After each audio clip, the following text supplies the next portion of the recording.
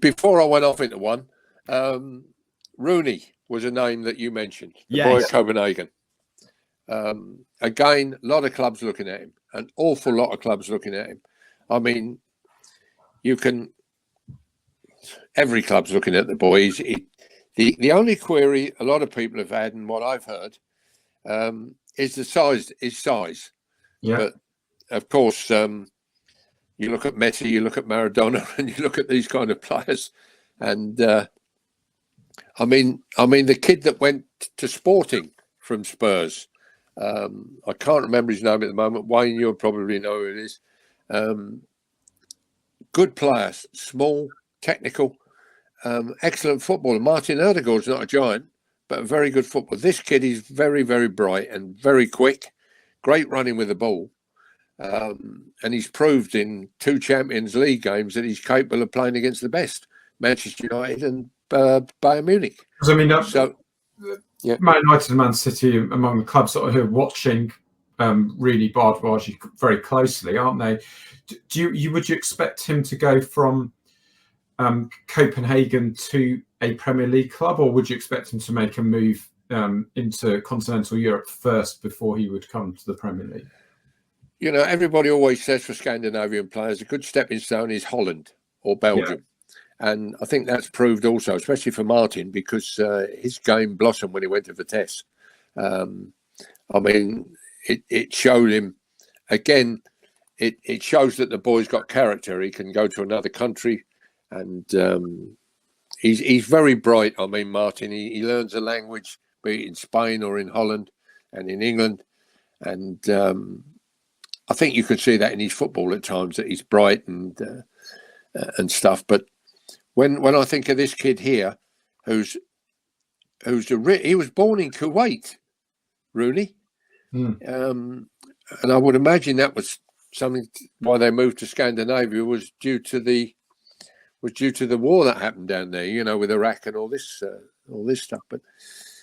But the kid has been capped at most levels in Sweden.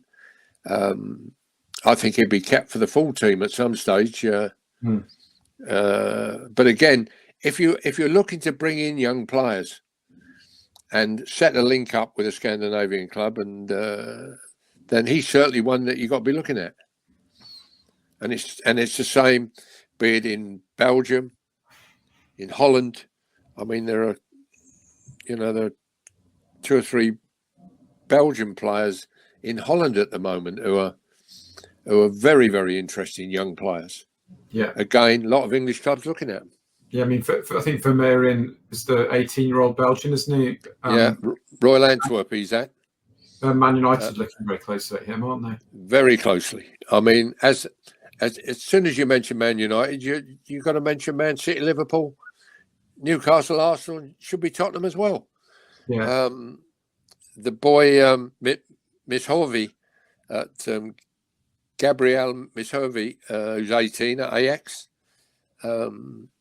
His contract, he hasn't signed a new contract at Ajax. It runs out in the summer.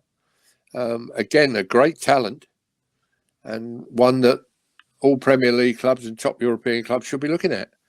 The unlucky boy at the moment is the boy that again, a Belgian player,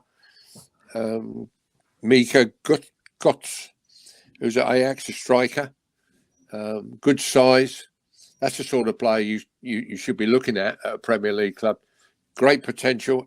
Had the unfortunate thing of being injured just before the winter break. He's injured his knee, and it looks quite nasty.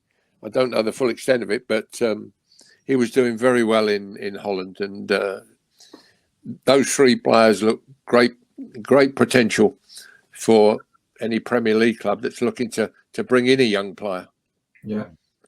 Really, really interesting. And obviously all the insight, as always, on the Inside Track. So please go listen back to any episodes if you have missed any previous news. Wayne, if we start to slowly come towards wrapping up and we talk about Manchester United, what's it looking like for their incomings and potentially outgoings this window? And there's more outgoings than incomings for sure, because they have to massively reduce the wage bill. That's a big priority of Ineos and the new ownership under Sir Jim Ratcliffe. Sancho's Sancho's gone, and I'd expect 3 or 4 more to follow. There's a massive issue getting Martial out because he wants to stay out, see his contract, then leave as a free agent this summer. So that means any potential deal for him stalled. Hannibal Mebry's one we've already spoken about today. Varane and Casemiro, they'd willingly sell those two, but they're on massive wages, and the Saudi clubs have fulfilled most of their foreign quotas. So they would be the most likely avenues probably for them, particularly for Casemiro, because obviously his legs have gone and he's been nowhere near the same sort of physical presence this season. So they need players out before they can get any in.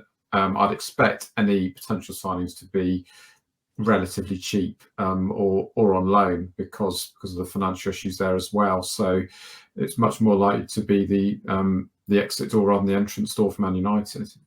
And Brian, you spoke earlier about the fact that Everton have recruited quite poorly. That's something that fans often bring up with Manchester United. Over, say, the last 5 years, how would you rate their recruitment policies and the players they've brought in? Has it been a successful spell in your eyes? Has it been poor? What are your thoughts? Disastrous.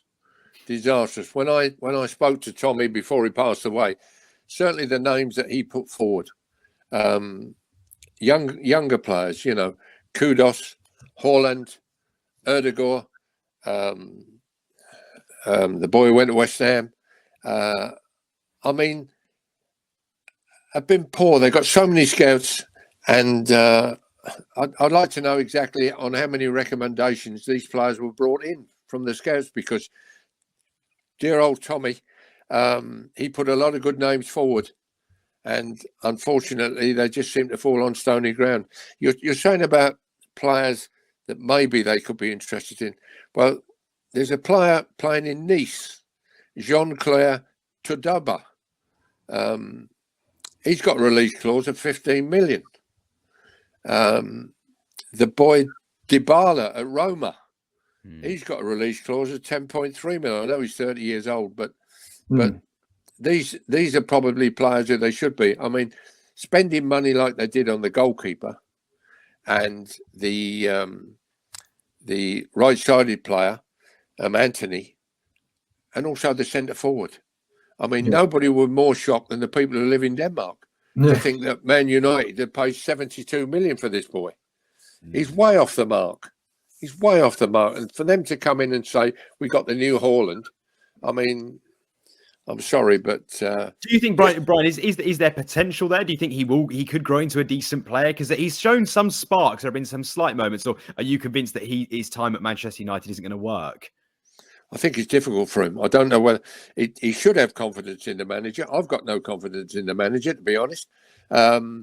He doesn't generate that personality that I'd be looking for as a Manchester United manager. Ever since Sir Alex Ferguson retired,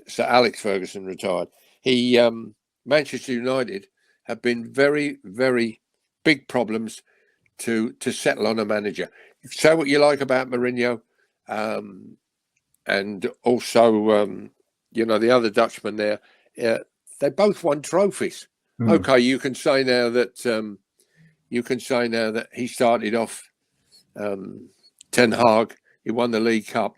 Yeah, fortunately he did, because he's shown to me, he hasn't given me any confidence that Manchester United are going to be a side that's going to win the Premier League at all. And that must come from the people he's brought in. And as I say, just add those three up, the goalkeeper.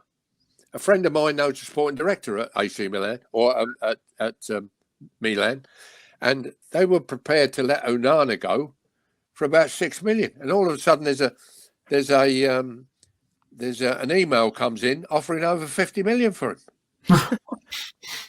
Wow. You know what I mean? And whether that's true or not, but I'm telling you what I was told. And of course, they're not going to say, hang on a minute, we've only got a bid in here for 5 million. Would you like to readjust your bid? No, you want him, you got him. And, there's over 50 there. For his flight and his hotel. There's over 50 there. There's 80 for the right winger, Anthony. There's 75 for the centre forward. 3 players. It's 200 million. Yeah. That's 200 million. And for me, misspent. That sums it up perfectly then. So we can move. You've just watched a segment from Football Insider's brand new podcast, The Inside Track, with me, Lewis Pearce, alongside the guests on the show. Thanks very much for tuning in. Please do give the video a like, comment your thoughts on the topic, and feel free to share on your social media pages. If you want to listen to the full podcast episode, click the link in the description below. Keep your eyes peeled for plenty more content and exclusives here on The Inside Track.